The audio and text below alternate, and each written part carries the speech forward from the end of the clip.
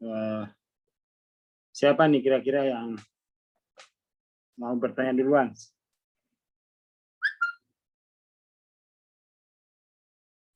Yang mau bertanya mungkin boleh raise hand ya, biar di unmute ya. Biasanya nih kalau apa namanya ini ya, kalau sesi masuk tanya jawab ini banyak yang pasif. Jadi sambil nunggu pertanyaan ya, saya coba isi ya. Saya coba isi beberapa topik saja. Jadi teman-teman,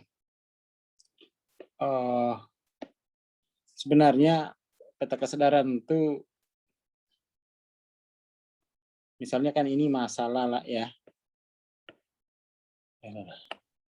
Bang, screen-nya belum ke-share, Bang. Belum ya. Oke.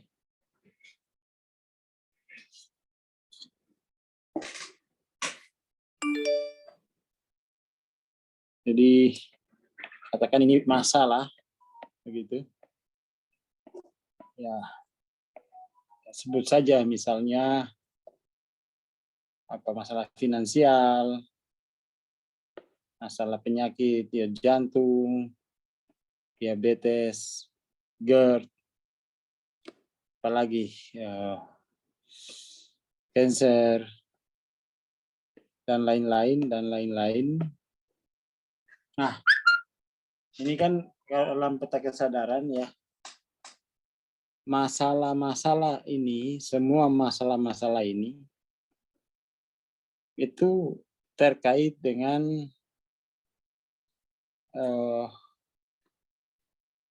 apa yang disebut dalam Hawking itu sebagai medan penarik lemah ya. Medan penarik lemah ya 20, 30, 50, 75, 100, 125, 150, 175.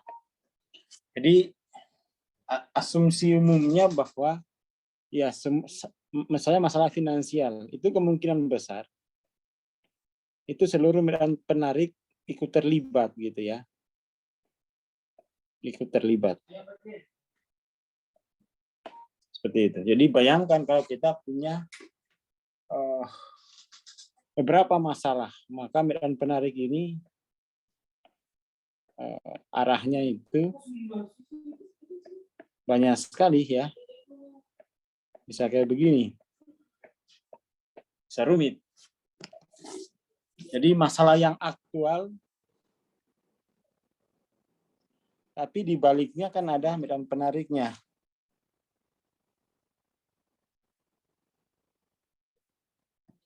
Di baliknya kan ada medan penarik. Nah, kita selama ini melihat masalah itu, entah itu masalah karir gitu ya, hanya sebatas yang kasat mata ini. Ya.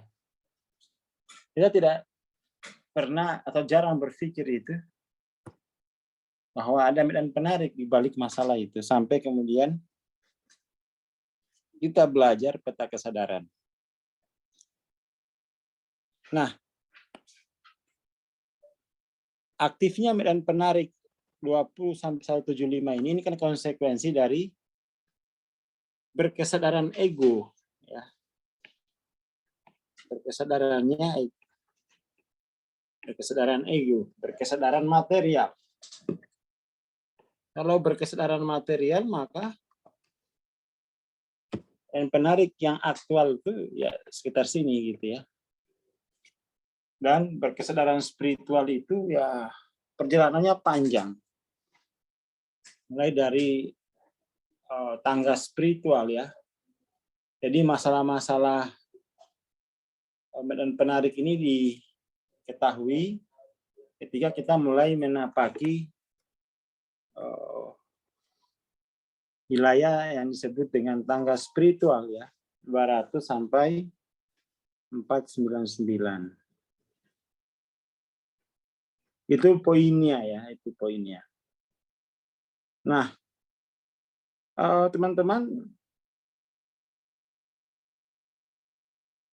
rumusan semacam ini ya. Ini kan rumusan yang bersifat non-linear ya. Jadi masalah itu kan untuk diselesaikan harus dirumuskan dulu. Sebelum dirumuskan, ya jadi kalau masalah itu tidak dirumuskan nanti nggak bisa diselesaikan. Jadi untuk melepas medan penarik yang sudah aktual itu melewati proses tangga spiritual. Lalu kemudian kita menjadi berkesadaran spiritual. Jadi nggak langsung copot kesadaran materialnya itu ya. Tapi melalui proses transendensi terus-menerus.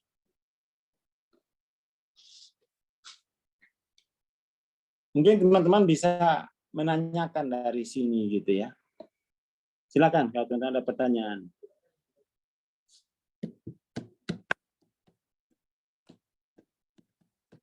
Ya, mudah didapat, mudah dikeluarkan pasti itu ya di sini gitu ya. Pasti di sini. Jadi bahwa masalah yang aktual itu potensi dari kesadaran ego yang aktual. Dan analisisnya bukan tunggal, tapi keseluruhan pasti. Karena ini kan hanya soal pelaku korban gitu ya. Pelaku korban itu ya sama saja aslinya, itu hanya soal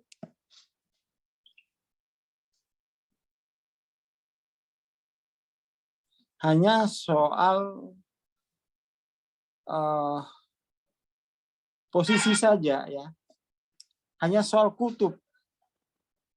Tapi aslinya itu dimensinya sama. Kalau dia pelaku, maka dia paling enggak ya pernah jadi korban.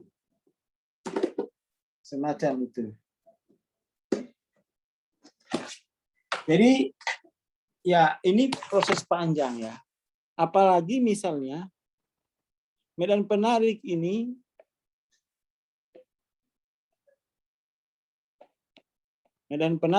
sudah kita gunakan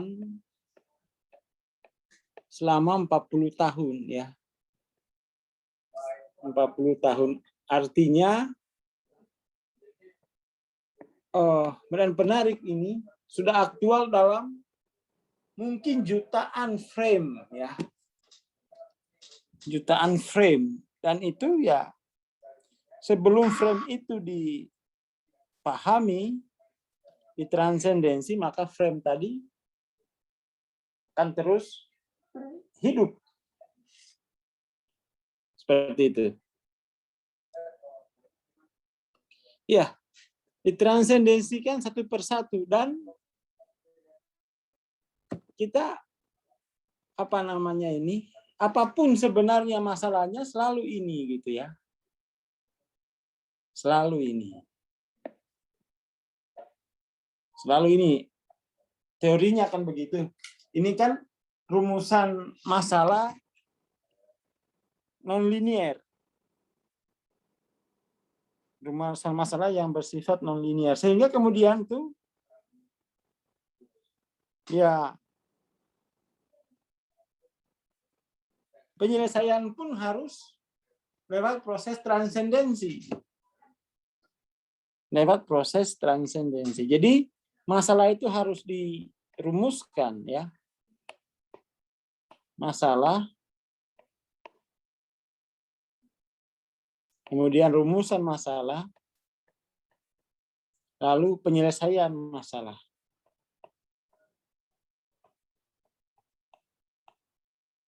Selama ini kan kita masalah itu dialami, tapi nggak pernah dirumuskan.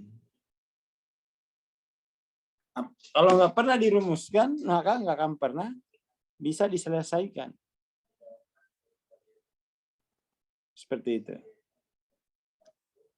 Sampai sini clear ya.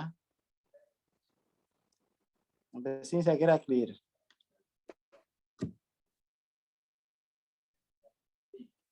Ya, mestinya ya setiap hari gitu ya. Setiap hari. Kalau ya biasanya kan orang nggak sadar ada masalah ya. Masalah ini kan sebenarnya kita kan dalam kehidupan itu aslinya nggak ada masalah. Masalah itu adalah situasi atau keadaan yang dipersoalkan ya. Dalam kehidupan itu nggak ada masalah ya.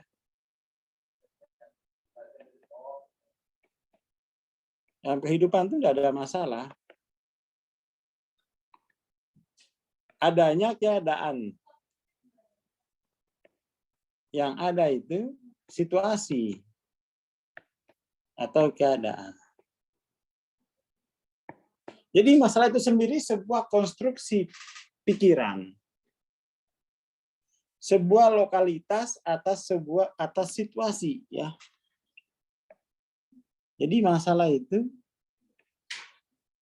adalah lokalitas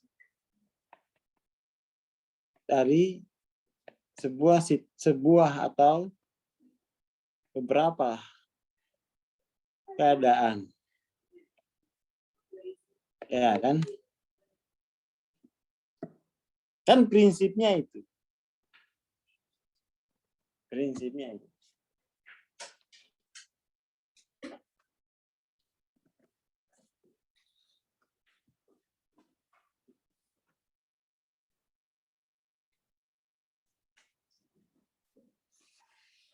Oke, transendensinya bagaimana? Ya, ikut sesi transendensi gitu ya. Nanti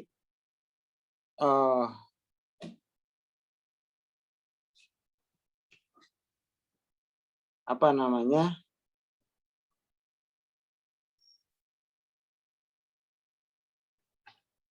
Nanti dilihat di apa namanya di acara CV gitu ya. Jadi kita tidak fokus pada ini. Jadi ini kita tidak fokus kepada penyelesaian, tapi kita fokus membebaskan diri kita dari dan penarik ini. Seperti itu.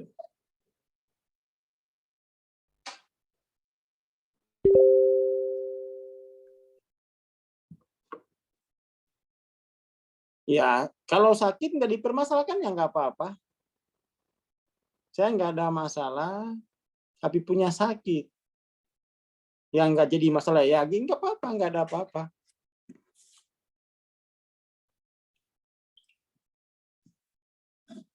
Jadi nggak ada yang perlu selesaikan. Itu kan berarti belum ada anomali ya.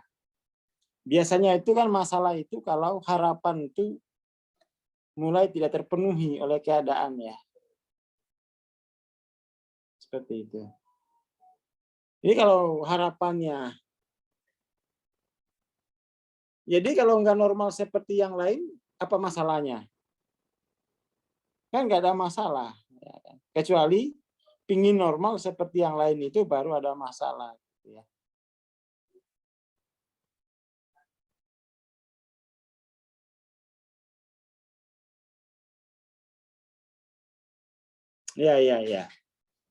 Jadi untuk Kak Sarah, ya ini perlu dirumuskan gitu. Jadi ini merumuskan masalah, mendefinisikan masalah itu ya perlu ilmu juga ya. Tapi biasanya menjadi masalah itu kalau ada harapan yang tidak terpenuhi gitu ya. Jadi antara harapan dan keadaan itu selisihnya jauh. Dan harapan kita itu kan tidak pernah ada batasnya. Ya, nah, disitulah kita punya masalah. Jarak antara harapan dan kenyataan. Atau jarak antara harapan dan keadaan gitu ya. Itulah masalah.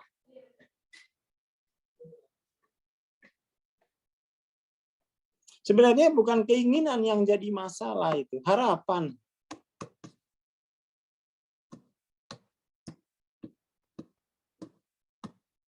Ya.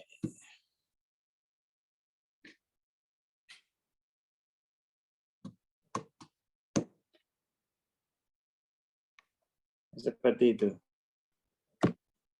Makanya kemudian tuh ya dalam kuliah-kuliah semacam ini medan penarik ini yang harus diketahui gitu ya.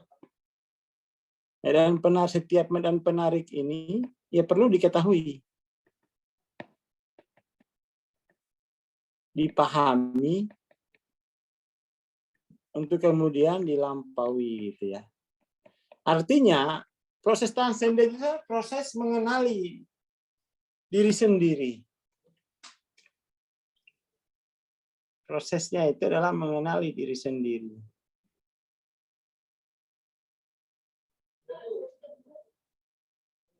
Seperti itu.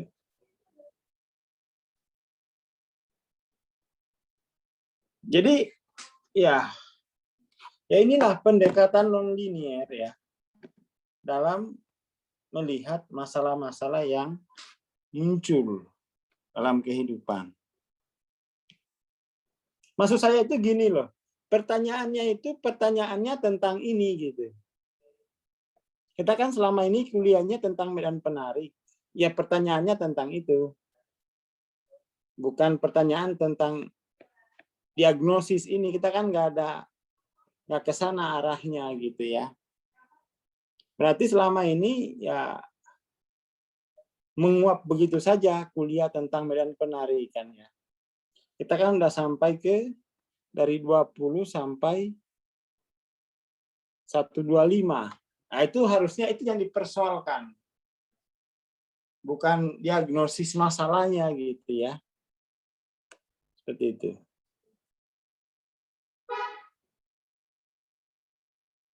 Jadi ini mungkin apa namanya?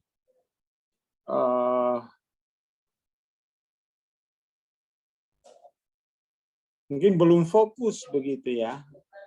Merumuskan masalahnya mungkin belum tajam ya, dirumuskan lagi. Berarti yang harus dipelajari itu, yang harus ditanyakan tentang medan penarik ini. Silakan, mungkin ada yang lain. Bang Aswar, Ya. selamat malam. Malam. Ya, karena ada satu, saya penasaran, jadi dari beberapa yang saya simak. Kemarin saya nyimak yang Transcendency King ya, yang Bang Aswar nyuruh untuk baca wirid doa Nabi Adam ya, kalau nggak salah. Ini saya mau nanya aja, saya coba menghubung-hubungkan sendiri, karena gini ya kan, pada saat diri transenden atau misalnya bahasanya Bang Aswar itu mencapai keilahian, pada saat itu kan masalah nggak ada tuh di sana, masalah nggak ada, terus all is well, semuanya baik-baik saja, dan kemudian dari pemahaman itu maka akan melahirkan satu kesadaran atau energi, medan energi yang bekerja gitu untuk memperbaiki kondisi kita. Dan itu kalau saya simak dari kuliah-kuliah selama ini itu kan satu cara yang paling cepat untuk ke sana adalah memakai paradigma, ngerti dulu, oh ini ternyata penyaksi, ternyata apa. Nah, itu kan dengan paradigma, ketika pikiran itu tahu dan kemudian paham alurnya seperti itu, terus kemudian dari kepahaman itu lahir kayak kesadaran energi atau apapun namanya ya. Pengertian saya seperti itu. Nah, kemudian ketika Bang Aswar nyuruh seeking untuk membaca doa, itu saya cukup penasaran karena di situ ada satu statement bahwa hanya dengan membaca doa entah berapa kali, 1000 kali itu sudah bisa untuk membuka cakra ilahi, atau membuka cakra ilahi itu saya hubungkan dengan yang namanya mencapai keilahian gitu ya, mencapai kesadaran ilahi atau energi ilahi. Nah, itu dulu pertanyaan pertama. Terus kemudian yang kedua, ini cukup menarik karena itu bukan hanya yang pada saat King aja. Kalau saya lihat itu agama-agama zaman dulu termasuk Hindu itu mereka sudah kayak membuat mantra sejenis ya mantra atau doa yang fungsinya diajarkan kalau misalnya baca ini itu nanti akan kayak semacam ya sama sih sebetulnya kayak tembus lah atau mencapai kesadaran ilahi dan itu akan menghasilkan satu energi. Nah, pertanyaan saya itu gimana Bang? Apakah tidak perlu dengan tadi, maksudnya tidak perlu dengan paham dulu, terus kemudian pikiran kita itu melahirkan paradigma melahirkan medan kesadaran, melahirkan energi, terus kemudian kayak seolah-olah mantra atau doa yang kemarin disuruh Bang Aswar untuk King lakukan itu kayak semacam shortcut gitu Bang. Itu penjelasannya gimana Bang Aswar? Sebenarnya agama itu sebuah paradigma ya. Agama itu paradigmanya kan selama ini agama itu dipahami sebagai mata pelajaran di sekolah. Agama itu sebuah paradigma. Itu satu. Terus kemudian tentang apa ya? Ya bacaan itu. Ya konteksnya kan kita mengerti bahwa bacaan semacam itu bacaan transendental ya. Jadi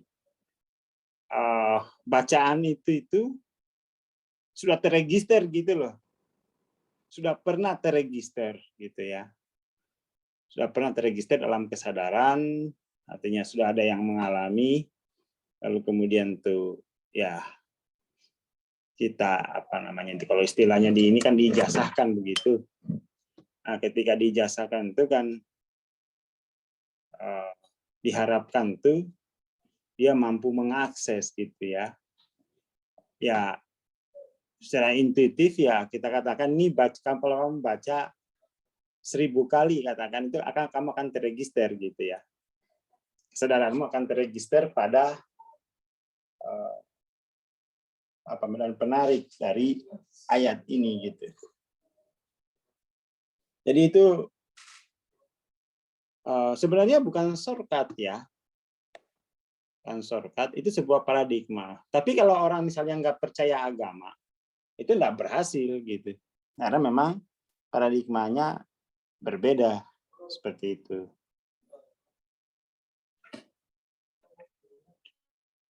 Terus apa tadi pertanyaan kedua ya? Kayaknya sama aja ya pertanyaannya ya.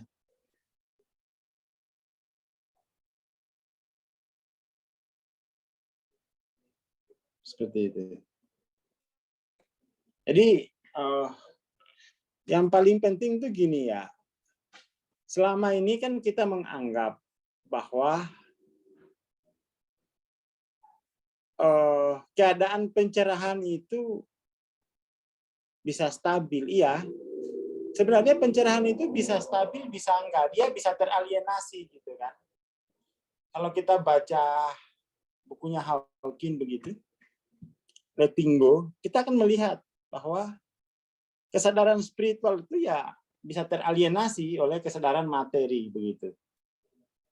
Nah, itu kemudian untuk membebaskan atau melampaui kesadaran material itu, maka kita harus mengenali medan penarik material itu kan, medan penarik di tingkat ini. Kurang lebih begitu Mbak Ike.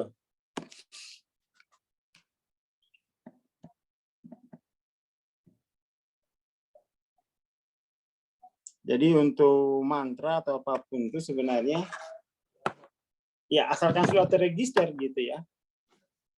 Asalkan sudah terregister itu bisa dialami kembali. Jadi mengalami medan penarik dari mantra itu. Seperti itu.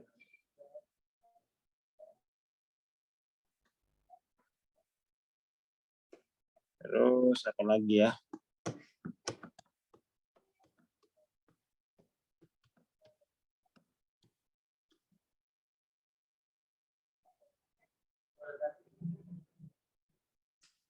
Artinya ya harus di makna, jadi kan ya maknanya harus terhubung gitu ya. Harus terhubung. Makanya kalau biasanya dalam tradisi spiritual itu ada pengijazahan, artinya pengijazahan itu boleh dikerjakan begitu ya. Boleh dikerjakan. Itu kan biasanya kalau lagi ijazahin gitu kan ya ada hubungan batin lah ya antara yang memberi jasa dengan yang dijazahi seperti itu. Ya kalau untuk Pak Andri ya itu yang sifatnya kan kayak begini ini bukan untuk semua orang ya. Kan semua orang. Jadi tidak bisa apa namanya, makanya hal yang semacam king itu kan sifatnya kasuistik. Kalau mau yang sistemik itu ya pakai belajar paradigma gitu kan. Kalau yang mau kasuistik kayak king itu ya, tapi kan nggak selalu begitu. Itu kan hanya ya namanya pendekatan kasuistik. Kita dalam pendekatan kasuistik kan kita menilai ya kegawat daruratan gitu ya. Makanya biasanya diturunkan saja, diturunkan. Tapi sebenarnya ya lebih bagus berpikirnya sistemik, jangan kasuistik. Oke, ini ada pertanyaan dari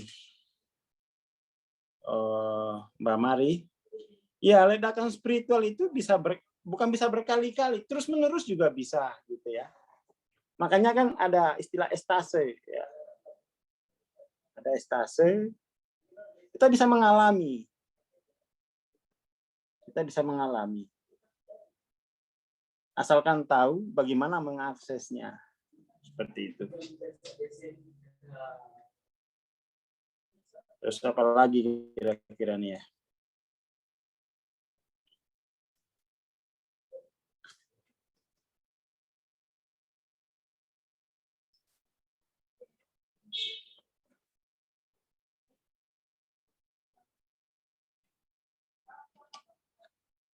Apalagi pertanyaannya kira-kira? Jadi kalau teman-teman berpikirnya kasuistik itu ya akhirnya ya nyari mantra gitu. Tapi kalau berpikirnya sistemik, dia bisa menguasai seluruhnya. Saran saya ya pelajari secara sistemik. Macam itu.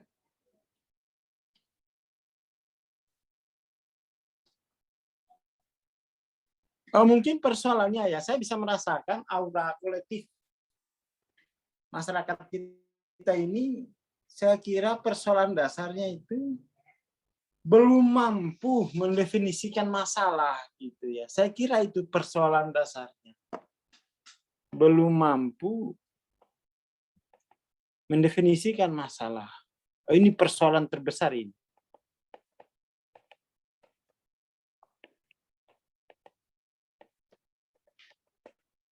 Setelah mampu mendefinisikan masalah, baru dia rumuskan. Baru diselesaikan. Kalau mendefinisikan masalah belum selesai, maka mempelajari apapun itu rasanya seperti mengalir ya. Mengalir begitu saja itu. Nggak ada yang bisa dibendung. Nggak ada yang bisa ditangkap. Dan ini ya mau bagaimana ya. Jadi sebaiknya memang dirumuskan saja dulu masalahnya. Kadang-kadang itu kita kayak misalnya nggak ada masalah, ya sudah nggak ada apa-apa. Gitu ya. Makanya untuk mampu merumuskan masalah itu ya butuh ilmu juga. Butuh ilmu. Dan itu diselesaikannya lewat proses diskusi panjang kali ya, pendampingan. Seperti itu.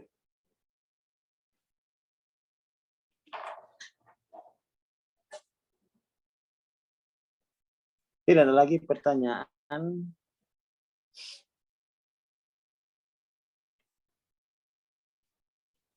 Ya bukan nggak sadar, nggak bisa mendefinisikan. Karena menyadari masalah itu dengan ilmu, yang mempersoalkan keadaan itu kan ilmu ya.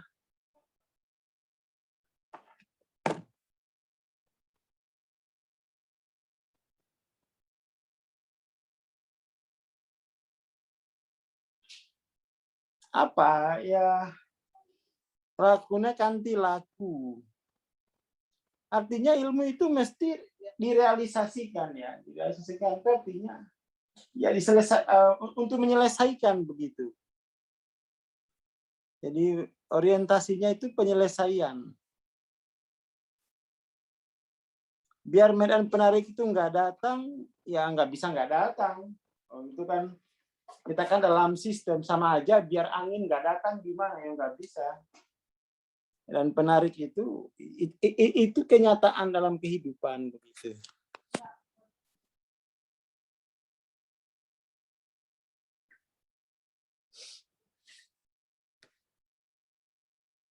Jadi ilmu itu ya memang sambil dijalani ya. Ilmu itu kan dijalani. Yo nggak ada penyebabnya, itu kondisi ya dalam sistem nggak bisa kita menunjuk penyebab.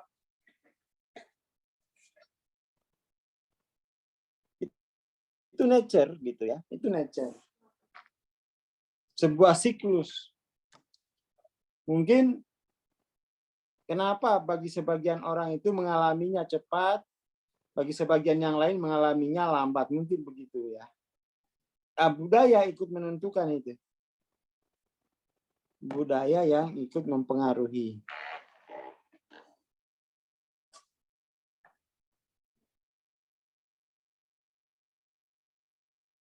Ya tentu saja berhubungan dengan epistemologi, ya betul. Udah pintar-pintar ini.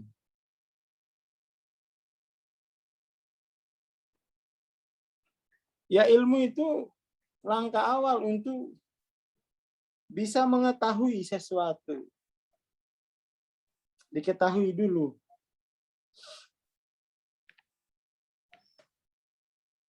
Saya kira begini ya, biar tidak panjang begitu pertanyaannya, ke sini aja, karena yang menentukan. Jadi ini medan penarik ini bersifat menentukan loh. Dia menentukan perilaku. Fokus saja dulu ke sini. Atau jangan-jangan dalam pengalaman sehari-hari belum mampu mengkonfirmasi pengalamannya berdasarkan peta kesadaran. Itu juga persoalan.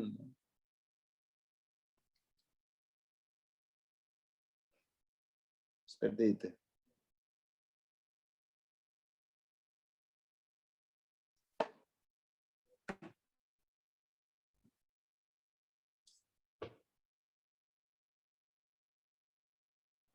Ya, ini ya betul.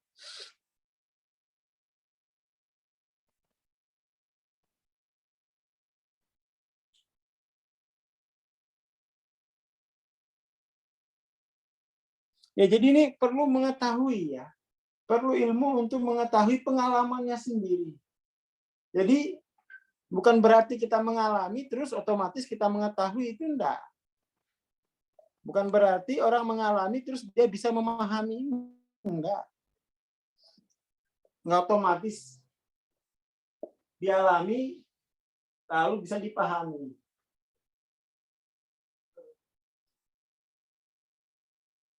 Seperti itu.